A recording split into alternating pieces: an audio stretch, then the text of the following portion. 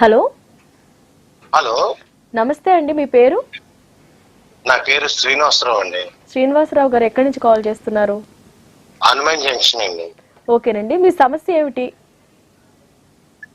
ఆర్థికంగా సమస్య మీరు మేడం. పుట్టిన తేదీ అలాగే మీ పుట్టిన సమయం కూడా చెప్పండి. మార్చి 21 నైట్ 1:20 అండి. సంవత్సరం అండి? 72 అండి. 72 మార్చ్ 21. ఆ, ఓకే. రాత్రి ఎన్ని గంటలకు అన్నారు? 1:30 1:30కి.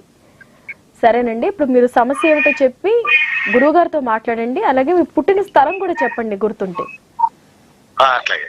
మీరు మాట్లాడండి గురువు గారితో. నమస్తే గురువు గారు. సాయిరామ్ అండి. ఈశ్వరానుగ్రహ ఫల సిద్ధిరస్తు. అంటే 20వ తారీఖు రాత్రి అండి మీరు? 20వ తారీఖు రాత్రి అంటే తెల్లవారితే 21వ తారీఖు రాత్రి తెల్లారితే 22 అండి. అప్పుడు 22 అని చెప్పాలండి. 22 అని చెప్పాలా? ఓకే. ఓకే, సంతోషం అండి. మీ యొక్క జాతకం ప్రకారం మృగశిర నక్షత్రం 4వ పాదం బుధవారం నాడు అష్టమి తిథిలో మిథున రాశిలో జన్మించారు. ఈ యొక్క మిథున రాశి వారికి 2 రకాల మనస్తత్వాలు ఉంటాయి. అంటే ఎటువంటి వ్యక్తితోనైనా కూడా మీరు చాలా చాకచక్యంగా వ్యవహరించగలరు.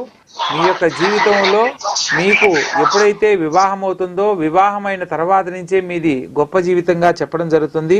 కాకపోతే అష్టమంలో రాహు ఉండడం వల్ల ప్రతిదీ కూడా మానసికంగా కొంత సమస్యలు ఎదుర్కొనే పరిస్థితులు ఎక్కువగా ఉంటాయి. అదేవిధంగా వ్యయస్థానంలో కుజశనులు కూడా ఉన్నారు.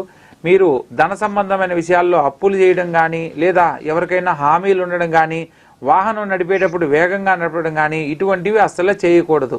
మీ లైఫ్లో వీటి జోలికి ఎప్పుడు వెళ్ళినా కూడా అవి సమస్యలుగా మారి ఇబ్బందిని తలపెట్టేందుకు ఎక్కువగా అవకాశం ఉంది. జాతక రీత్యా లగ్నాధిపతి లగ్నంలో ఉండడం విశేషమైన ఫలితాలు ఇస్తుంది. పైగా అష్టమ స్థానంలో కేతు ఉండడం వల్ల ప్రతి పనిలో కూడా కొంత మానసిక చింతన, శారీరక శ్రమ, పట్టుదల మరియు మీరు కొన్ని సందర్భాలలో తీసుకునే ఖచ్చితమైన నిర్ణయాల వల్ల కొన్ని మానసిక ఆందోళనలకు కారణమయ్యేదానికి ఎక్కువగా అవకాశం ఉంది.